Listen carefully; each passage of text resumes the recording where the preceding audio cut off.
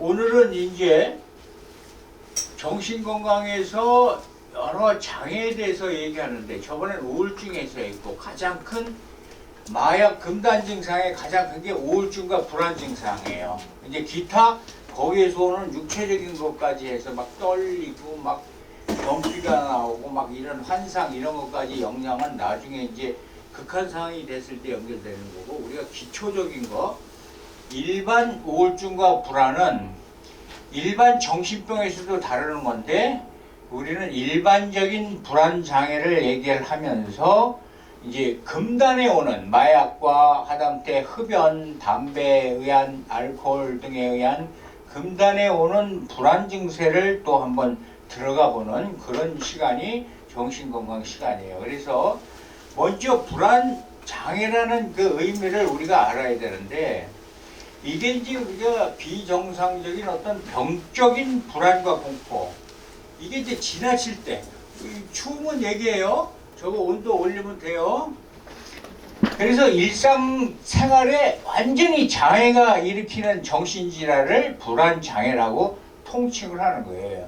그래서 우리가 불안해 말을 많이 쓰지만, 장애가 붙을 때는 일상생활이 불가능하다, 이것을 정신질환을 통합해서 얘기하는 겁니다. 그래서 정의를 딱 내리면, 우리가 만성적으로 늘 걱정하고 근심하고 과도하게 광범위하게 이게 점점점 나타나면서 스스로 내가 통제 못할 때, 우리가 걱정하고 불안할 때 괜찮아, 요거 뭐 잊어버리자, 아니면 막 이런 식으로 넘길 수 있는 건 관계없어, 늘 오는 거니까. 그런데 통제가 안 돼서 계속 불안 속에서 살거나 막 잠을 못 자거나 벌떡벌떡 깨거나 이런 식. 그래서 예를 들면 우리가 제일 알고 있는 공황장애죠.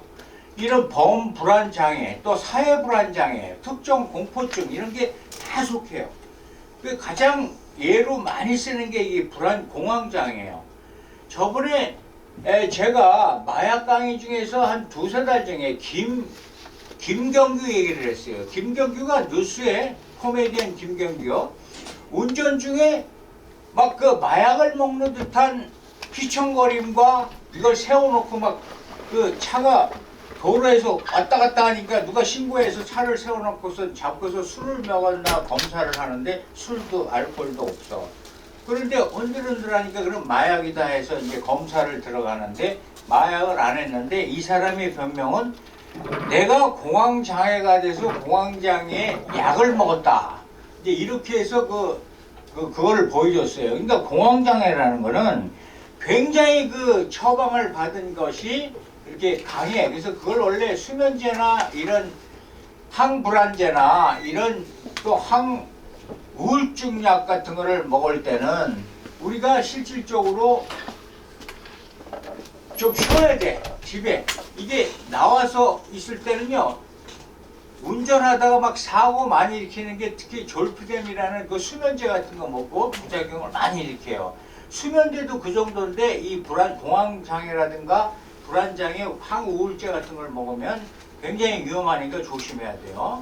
그래서 우리가 하나님을 믿고 기도를 하는 이유도 과도한 걱정과 초조함과 집중력이 없고 막 불안 장애가 우울이 올 때 영성적으로 막 기도하면서 평안을 주십시오, 평강을 이루어 주십시오, 이런 의미가 바로 이 불안 장애를, 우울을 없애는 가장 좋은 게 영성이에요. 그래서 이제 내가 이 얘기를 하는 것은 중독자한테 가르칠 때도 이렇게 해야 돼요. 그래서 중독자가 신비스럽게 이 영성적인 것을 만나서 희한하게 치료된 사람들이 책을 써내가지고 중독자 치료에 임하는 유명한 사람들이 많아요. 모든 책을 찾아보면 다 그래.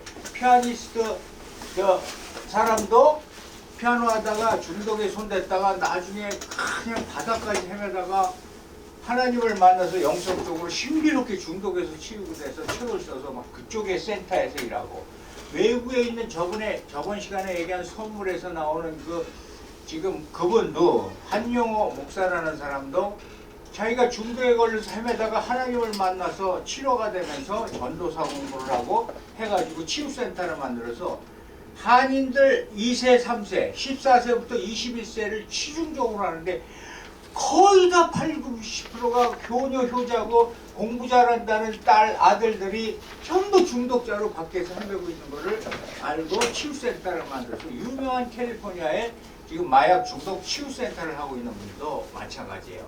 이렇게 이 영성만이 치유가 가능함을 실천적으로 많이 그 체험을 함으로 인해서 내가 이건 종교 공부는 하면 안 된다 얘기를 하지만 치유적인 데서 또 우리가 중독자를 케어하는 입장에서는 이거 반드시 필요하기 때문에 마음속에 돌아. 그래서 이게 오면요, 막 가슴이 신체적인 증상은 걱정 불안을 하면 가슴이 두근두근하고 막 이 공황장애가 왜 무섭냐면요, 숨을 못 쉰대요. 난 아직 걸려보진 않았는데 막 숨을 못 쉬고 내가 여기에 있으면 이거 막 지금 뭐 죽겠다, 죽을 정도의 심각함이 막 일어난대요. 그러니까 막 어느 사람은 뭐 비행기 타기 전에, 어느 사람은 뭐 버스 타기 전에 그 공간에 따라서 어느 사람은 이렇게 어느 공간에 들어가면 내가 여기에 있다가 만약에 이런 증상이 나면 도움을 하나도 못 받겠네? 막 이런 것들이 들어오면서 막 불안해서 더 막 숨이 꿀떡꿀떡 넘어가는 그런 현상. 우리는 저거 갖고 저 약을 먹어서 저렇게 중독자 같이 행위해 이러는데 당하는 사람은 말도 못하는데 완전 죽을 것 같은 그 신체적 증상. 그냥 땀이 나고 막 온몸이 떨리면서 막 그런 증상들이 막 일어나는데 남이 볼 때는 그런 거야. 그러니까 그리고 또 목에 티가 안 날 때도 왜 예민한 사람들이 있어요. 막 얘기할 때 막 틱틱거리고 예민하고 또 불면증 잠을 못 자고 막 이런 사람들도 이 정신적 신체적 증상이야. 그래서 이런 사람들을 증상을 판단할 때 이게 반복적이고 규칙적이고 일어나서 직장 생활도 못하고 사람을 만나는 대인관계에서도 기능이 현저히 어려움을 초래시켜서 어려움이 있을 때는 장애로 보는 거예요. 불안장애. 그럴 때 치료를 받아야 돼요. 그래서 이건 일반적인 얘기죠. 그래서 제가 종류를 쭉 주요 종류를 내놓은 게 바로 그 뒷장에 공황장애는 예상치 못한 상황에서 갑자기 극심한 공포와 함께 숨이 막 막히고 심장이 두근거리고 죽일 것 같은 느낌, 즉 신체 증상이 동반되는 공황 발작이 반복적으로 나타나는 것. 이것이 가장 두려워서 많이 문제가 돼서 제가 1시간을 이걸 가지고 설명을 한 적이 있어요. 마약 강의에서. 그리고 광장 공포증은 공황 발작 증상이 발생됐을 때 아까 얘기한 내가 도저히 도움을 받기 어렵거나 벗어나기 힘들 것이라는 장소나 상황에 따라서 이런 증상이 일어나는 경우를 좀 세분하게 구분해서 광장 공포증이라고 표현을 해요. 이건 의사들이 구분하는 거예요. 예를 들어서 내가 대중교통을 타거나 개방된 장소나 군중 속에서 막 이상하게 막 별한 거 두려워지면서 내가 여기를 떠나고 싶으면 막 땀이 나면서 막 긴장이 올라오고 이런 경우가 광장 공포증이라고 하는 거예요. 그리고 사회 불안장애는 타인에게 저 사람한테 내가 부정적인 평가를 받지 않는가, 내가 뭐를 발표할 때 또 나가서 막 떨리고 막 이런 현상도 불안장애에 속해요. 그걸 사회 불안장애. 그래서 대인관계에서도 극심한 불안과 공포를 느끼고 해당 상황을 피하거나 내가 참고 견디려고 노력하면서 자꾸 피하게 되는 거죠. 이게 사회생활을 못하는 사회 불안장애의 원인을 해서 이게 이루어지는 거예요. 우리는 이해가 안 가도 이런 사람이 무지 많다는 거예요. 이게 청소년 시기에 많이 나타나가지고 왕따를 많이 조금만 당하다 보면 이런 현상이 완전히 커가면서 더 심해지는 거예요. 그다음에 범불안장애 같은 경우는 특별한 이유 없이 일정한 사건이나 활동에 대해서 과도하고 만성적인 걱정과 불안. 그러니까 이런 게 한번 딱 스트레스가 와서 머릿속에 딱 있으면 트라우마가 생겨서 그런 비슷한 일이 생기거나 무슨 뭐 사건이나 활동이 생기면 그 상황이 딱 상기니까 막 땀이 나면서 막 그 상황에 대해서 막 긴장하면서 초조하면서 막 불안해지는 거, 이런 것을 범불안장애라고 해요. 그래서 희한하게 살다 보면 별 그게 많어. 그리고 또 이제 분리불안장애라는 것은 양육자나 집등 애착 대상과 분리가 배란간 됐을 때, 와, 내가 그 사람하고 떨어져 있어. 그리고 애들 보면 막 인형 같은 거 이런 거 늘 갖고 있다가 이게 잊어버렸어. 없어. 막 그러면 이거에 대해서 그 기대는 그 품는 그게 없으니까 막 불안을 일으키고 꼭 그거를 막 찾아야 갖고 잠을 자고 이런 경우도 분리불안장애의 일부 속합니다. 그래서 우리가 특히 이제 이 중에서 중요한 건 주요 증상을 알아보고 여기에서 어떻게 증상과 대처법을 아느냐. 이게 이제 중요하니까 여기서 보통 1시간 이내에 요 밑에 쭉 써놓은 증상이 4가지 이상이 갑자기 발생해서 극심한 고통과 공포를 느낄 때 공황 발작이다 이렇게 내리는 거예요. 그거 보면 가슴 두근거림과 심장 박동수가 막 증가돼. 막 땀이 흘려. 그리고 막 몸이 떨려. 그래서 막 숨 막히고 호흡곤란이 올라오래. 그리고 막 메스꺼움이 오고 막 가슴이 막 불편하고 막 통증이 와. 이런 현기증, 쓰러질 것 느낌, 막 이렇게 거기에다가 이제 새로운 용어가 있어요. 비현실감, 이인증이라는 게 뭐냐면 내가 자꾸 자신과 분리되는 것 같은 느낌이 있어.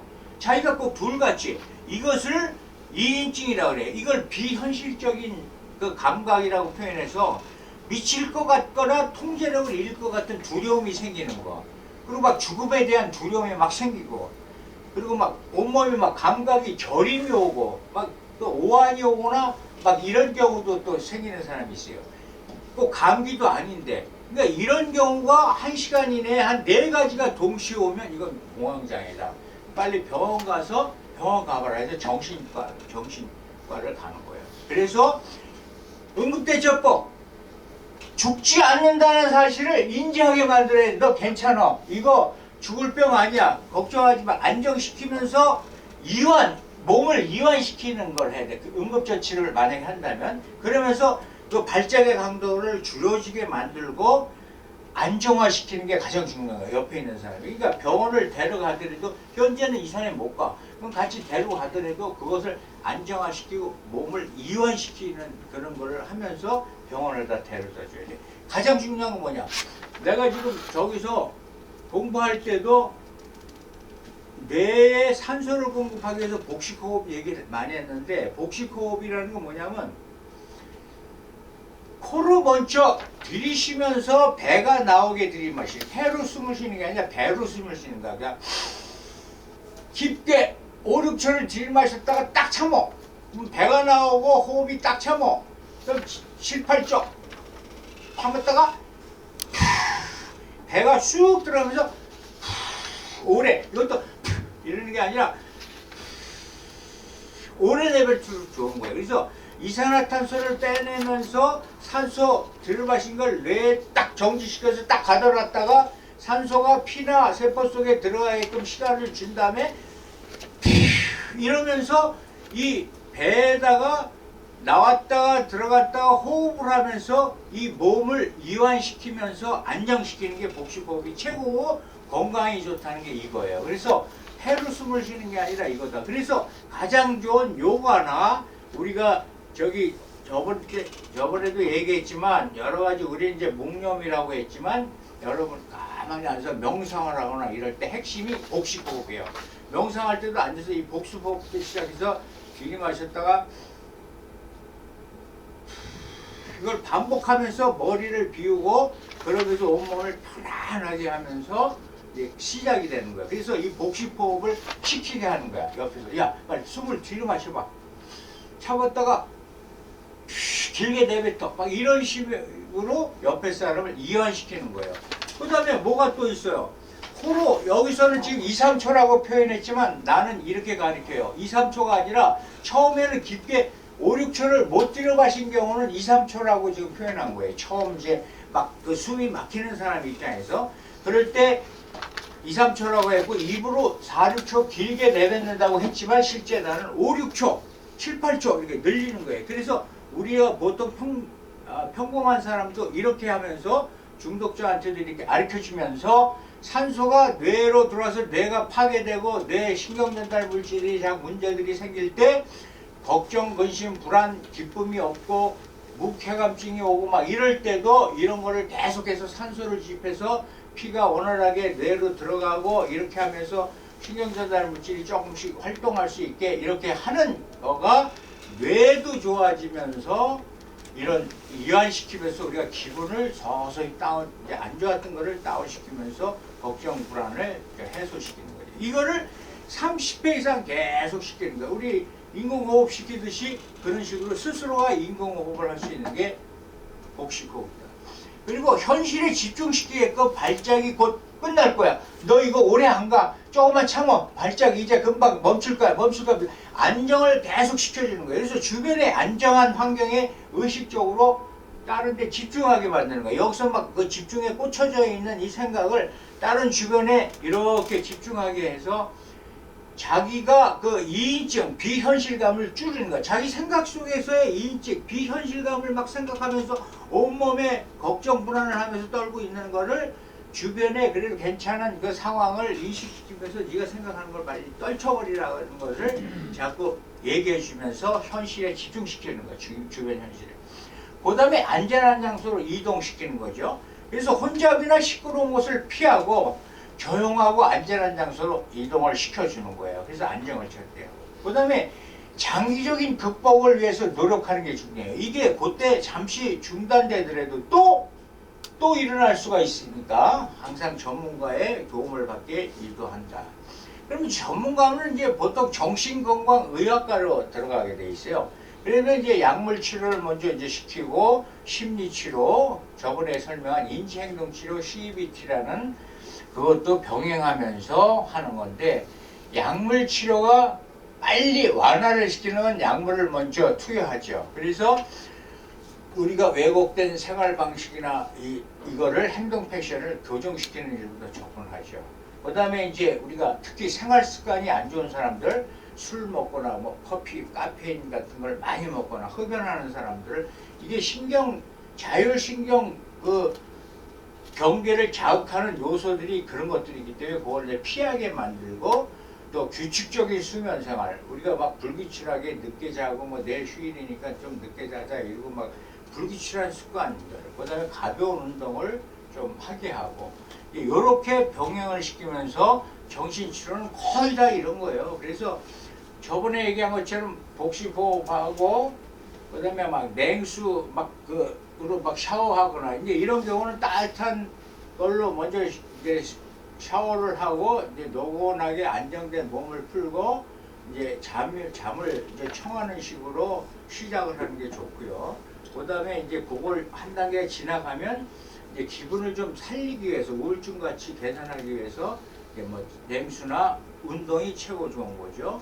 그래서 여기서도 이따가 이제 치료고 이게 나오지만 똑같아요. 근데 이 중에서는 도파민과 노르에피네프린 쪽을 이제 조절하는 약이 맞아요. 불안 쪽에서는. 우리 우울증에서는 세로토닌하고 또 이렇게 도파민하고 세로토닌하고 또 세로토닌하고 노르아르페닌 세 단계를 막 매긴다고 저번 주에 설명했죠. 근데 여기서 이제 이따가 잠깐 얘기하겠어요. 자, 이래서 우리가 일단 일반적인 이론은 이렇게 가는데, 우리가 중요한 건 뭐예요? 그 다음 장, 금단에서 오는 불안 증상을 제일 깊숙이 들어봐야 된다. 이게 일반인들이 정신적으로 오는 그 불안 증상 장애와 다른 게 뭐가 있나? 이건 마약 종류에 따라서, 중독물질 종류에 따라서 좀 현상이 좀 틀릴 수 있고, 그게 좀 다르다는 것을 우리가 좀 캐치를 해둘 필요가 있다. 그래서 일단 금단 현상이라는 걸 알아야 돼. 이건 우리가 마약에서도 알아야 되지만 이건 정신건강에서 기본적으로 알아야 돼요. 그래서 이건 위드드랄 심프톤이라고 해서 우리가 지속적인 어떤 약을 먹거나, 이거는 똑같아요. 그래서 지금 저 수면제 드시는 분도 있기 때문에 얘기야. 지금 내가 그 마약에서 수면제가 마약에서 제일 낮은 건데, 쉽게 말하면 졸피뎀이라는 게 가장 일반적으로 처방해 주는 거예요. 이게 하나를 드세요. 먹다가 한 알 반이 되고 두 알이 되고 세 알이 되면 처음엔 잠이 오는 것 같다. 점점점 양이 늘려야만이 그 잠을 자. 중간에 안 깨. 이런 식으로 늘어나는 상태에서 안 돼. 난 몸을 생각해서 좀 끊어봐야지. 딱 끊으면 먹다가 늘리다가 줄이거나 끊으면 오는 새로운 자기 몸의 상태. 이게 금단이라 금단. 쉽게 이렇게 얘기해. 자, 그러면 졸피뎀 얘기가 나왔으니까 졸피뎀 얘기 한번 해줄게요. 어떤 아줌마가, 이건 방송에서도 촬영했어요. 내가 분명히 잘 때 졸피뎀을 세 알을 이제 오래 먹었으니까 한 세 알을 먹고 잤어. 근데 벼랑간에 자고 일어나더니요, 이제 카메라를 막 비치는 거야. 맨 처음에는 그걸 몰랐는데 아침에 일어나니까 막 그 약장 서랍이 열려 있고 졸피뎀 약이 많이 없어졌어. 그 다음에 막 라면 끓여 먹으면 그릇이 막 있고 그래. 아니 내가 어제 안 먹고 그냥 약 먹고 잤는데 이게 뭐지? 이래서 카메라를 딱 작동해놨어. 근데 자다가 배는 깨더니 일어나서 졸피뎀을 막 꺼내서 열대야를 이렇게 하고 그걸 먹는 거야 자기가. 어? 그러고 나서 이제 뭐 라면 같은 거 끓여서 막 먹고서 가서 침대로 가는 거야. 이게 카메라에 당연히 깜짝 놀라는 거야. 자기가 무의식적에 이런 일을 일어나는 게 이 졸피뎀의 바로 현상이 문제점의 현상이에요. 이것도 중독 현상이라고 하는데요. 이런 것들이 일어난다 이거야. 그 정도로. 그러면 얼마나 지금 내가 마약 얘기를 할 땐 두세 시간 이게 막 맨 처음에 하루 가서 하루에 한 번 먹던 거를 하루에 두 번씩 먹고 두 번씩 먹던 게 이제 두세 시간 만에 막 먹는 식으로 이렇게 늘어나는 중독이 일어나다가 이게 약이 없어서 딱 끊거나 하루가 약 사는 시간이 기다려야 될 때 막 초조, 불안, 막 우울, 막 구토, 속쓰림, 막 별 그 금단 증상이 다 오는 게 금단인 거예요. 그래서 이런 것들을 일반에서도 우리가 담배 피우고 가장 쉬운 게 담배 경험이 있으니까 담배 피는 경우. 담배를 희한하게 담배 나도 그랬어요. 옛날에 필 때. 담배값이 사놓으면 불안하지 않아. 안 피워도. 여기가 있으면. 근데 담배가 떨어져서 없어. 사러 가야 되는데 너무 늦어서 없어. 그러면 왠지 더 피고 싶고 막 더 갈망이 오고 야, 이 담배 어디서 구하지? 막 이런 게 막 생기면서 온단 말이에요. 이게 가장 쉬운 게 가장 약한 게 흡연인데 담배 갖고도 그런단 말이에요. 니코틴 중독으로 인해서. 그러니 알코올은 얼마나 심할 것이고 알코올 같은 거는요.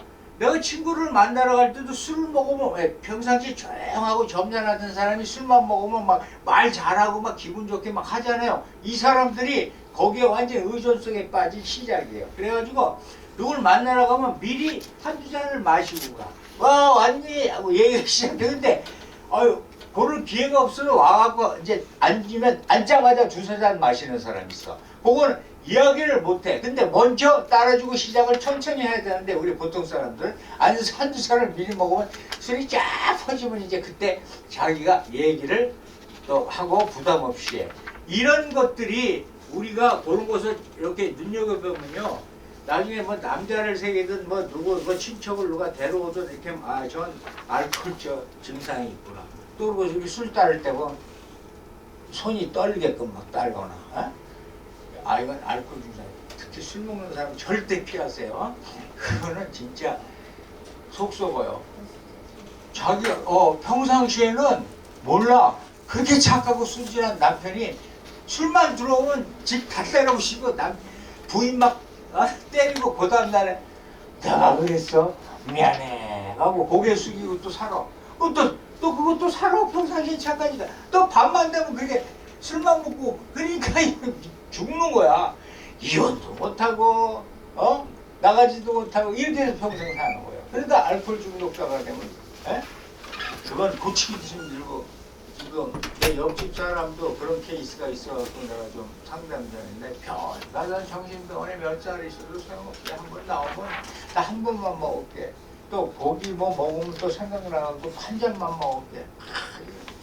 이게 끊기가 진짜 힘든 거예요. 일단 우리가 금단에 먼저 들어가니까 자 금단은 제일 먼저 정신적으로 불안정과 초조감이 생기는 거예요. 바로 그래서 내가 이 불안장애에서 나오는 거예요.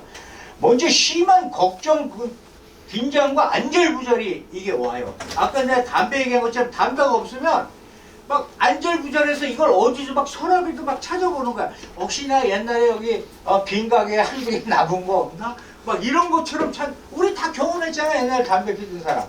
그런 식으로 이걸 막 찾는 거야. 똑같아. 아까 졸피뎀 같은 것도 만약에 약을 잊어버렸거나 약 처방을 받으라고 늦게 갔거나 약이 떨어지면 이게 괜히 안 먹고도 가만히 그냥 잠 안 온다는데 불안 증상 때문에 더 잠을 자기 위해서 졸피뎀을 먹었던 건데 졸피뎀이 없으면 이게 없다 생각하면 막 다른 부작용의 금단이 일어나가지고 막 불안과 초조가 막 일어나서 자기가 스스로가 굉장히 몸을 가두지 못하고 신경과민이 일어나고 막 짜증을 부리고 과민 반응을 보이고 막 이래요. 수면 잠자는 문제 하나 가지고 이런 영향을 보인단 말이에요. 자기 스스로도 모르게끔 남이 나타날 정도로. 근데 이러다 보면 신체 증상이 연결되는 게 아까 얘기한 막 가슴이 두근거리고 이걸 저기 의학용어로 심계항진이라고 하는데 이건 그냥 가슴 두근거림. 그다음에 발한 이건 땀을 흘린다. 또 떨린다. 이게 진전이라 그래. 막 떨리고 이게 저기 그 파킨슨하고 틱 장애 있는 사람들 노인들 보면 이렇게 좀 몸이 이렇게 떨리고 이런 게 진전 현상이에요. 그리고 근육의 긴장 등 불안과 관계된 신체 현상이 같잖아. 여기서 중요한 게 이게 약물의 갈망, 우울에서 되게 된 클레이밍. 요거는 꼭 금단, 위드드라울하고 요 갈망, 클레이밍은 정신건강과 우리 중독, 하여튼 마약에선 두 개는 용어를 기본으로 알고 있어야 돼요. 그래서 요게 불안과 불쾌감을 해소하기 위해서 약물을 다시 사용하고 싶은 강렬한 충동, 이게 갈망이에요. 아까 담배면 담배를 다시 피우고 싶어요. 술이면 술, 마약이면 마약. 이제 이런 갈망이 막 일어나면서 온몸의 신체적인 장애, 정신적인 장애가 막 일어나는 겁니다. 이럴 때, 자, 종류별로 봅시다. 각성제 계열의 특히 필로폰이나 암페타민 유 같은 경우가 가장 심각한 초조와 과민 반성이 일어나요. 그래서 내가 예를 한번 들어볼게요. 저기 그 이제 마약 시간에 얘기를 하는데 지금 유명한 그 국회의원이었던 사람 아들이 중독자가 되는 바람에 국회의원도 내려놓고 경기도지사도 했었죠. 그래갖고 이제 이따가 그 엄마한테 맡겨놨는데 엄마가 죽치고 쫓아다니고 아들을 붙잡아도 소용이 없어. 막 외국 다 돌아다니면서 외국 나가서 치료하고 그러면 괜찮겠지.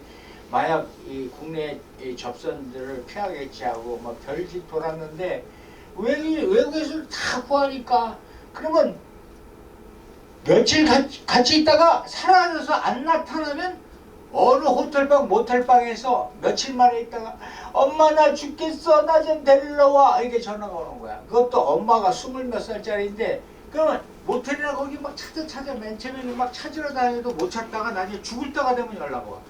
그래가지고 이게 문 열고 들어가면 방에다가 오바이트를 다 해놓고 막 떡이 된 상태에서 구석에 앉아서 칼칼칼 떨면서 엄마 나 무서워 죽겠어 누가 쫓아와 막 이런 그런 그 금단 현상을 막 보이면서 이제 자기 혼자 어떻게 방법이 없으니까 SOS 친 게 엄마한테 치는 거예요. 이런 현상으로 지금 초조 과민 증상이 나타나며 이게 이제 떨어져서 어느 단계가 지나면 이제 완전 우울증이 팍 이제 2단계로 떨어지는 거야. 이렇게 해가지고 막 이거 막 그냥 죽고 싶기만 하고 아무 생각도 없고 문 닫아놓고 이제 막 그러는 거지. 아무리 귀여운 뭐 딸이 있든 뭐 처자식이 있든 소용없어.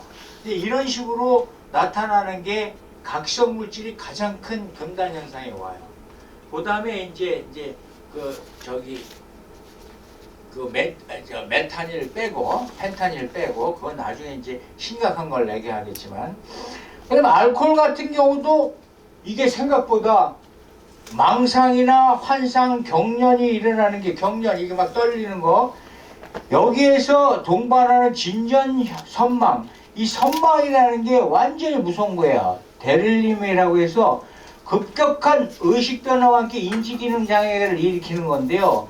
이거는 완전 죽기 일보 직전까지 위험한 거. 이 선망에 걸리면 이건 병원으로 가서도 이건 진짜 이게 고치기 힘든 병이고 굉장히 위험한 병이에요. 이게 최고로 급진전해서 가는 게 선망 증상이 생길 때예요. 그래서 이 알코올이 굉장히 그 자율신경 쪽을 건드려 가지고 문제가 돼 가지고 환상을 일으키고 망상, 경련을 동반하는 같이 일어나요. 이게 그러니까 이게 위험하다는 거예요. 그래서 생명을 위협할 수 있는 응급 상황이 나타나는 거예요. 알코올 우습게 보지 마세요. 우리 마약만 이렇게 무섭게 얘기했죠.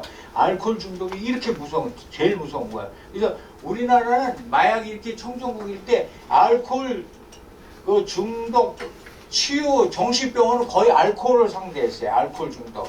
그래서 책에도 거의 알코올 중독 얘기만 나오고 병원도 알코올 중독 그 정신병원만 주로 있었어요. 마약은 거의 없었어요. 지금도 정신병원 하면 그 알코올 환자가 대다수야. 마약은 그나마 이게 생기기 시작하는데 병실이 없어. 그 정도고. 니코틴 같은 경우도 지금 이 사소한 담배도요.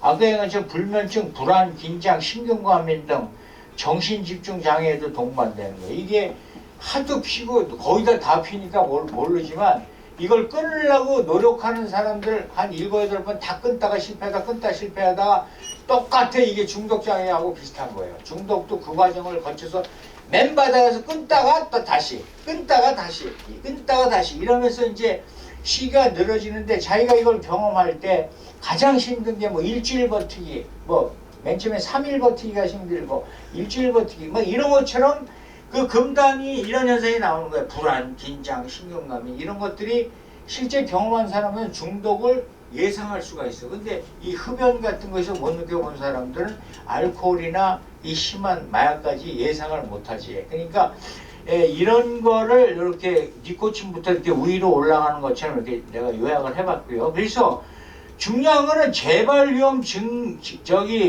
증가가 계속 일어나는 거예요. 그래서 손을 다시 대게 하는 거예요. 그래서 우리가 입원 치료가 필요하고 약물 치료를 하는데 그거 하나는 외워두세요. 요거는 이제 그 마약에서도 치료에서 나오는 것 중에 하나 알코올 금단은 벤조디아제핀 계열의 약물을 쓴다. 뒤에도 좀 일부가 나와요. 그래서 항불안제 같은 약물도 이거 불안을 조절하기 위해서 항불안제를 이제 써요. 이따 이제 항우울제하고 비슷한 얘기가 나와요. 그리고 심리치료도 같이 받아야 된다. 그래서 안정감을 회복시키고 재발을 방지한다. 그래서 그 뒷장을 보시면 우리가 처음에 평가 및 초기 안정화를 시키는데 전문가 상담과 평가를 통해서 치료 환경을 결정하는 거야. 이게 심각한 금단 현상이냐, 또 경단 증상의 경우는 뭐 재택에서 치료하면서 왔다 갔다 하느냐, 이런 걸 이제 먼저 한 다음에 수액 및 영양 공급을 쫙 해주면서 가야 돼요. 그래서 충분한 영양 공급을 시키는데 특히 요거 하나는 상식적으로 알아두세요. 비타민 투여가 굉장히 알코올 금단에 도움이 된다. 그래갖고 여기 어려운 말이 있죠. 베르니케 내직 예방을 위한 비타민 B1, 티아민이라는 거, 그냥 비타민 B1으로 알아주셔도 되고 티아민이라는 그 성분을 알려주셔도 돼요. 그래서 영양 흡수 처방을 요걸 해면서 이 베르니케 뇌증, 요게 이제 또 저게 되면 코르사코프 증후군으로 거기다 적으세요. 코르사코프 증후군. 요 베르니케 뇌증하고 코르사코프 증후군하고 연결이 돼서 이 정도로 진전이 되면 뇌 손상에 굉장히 위험 범위에 들어가는 거예요. 이게 왜냐면 바로 티아민, 비타민 B1이 부족하면 뇌 손상이 오고 파괴가 많이 와요. 그래서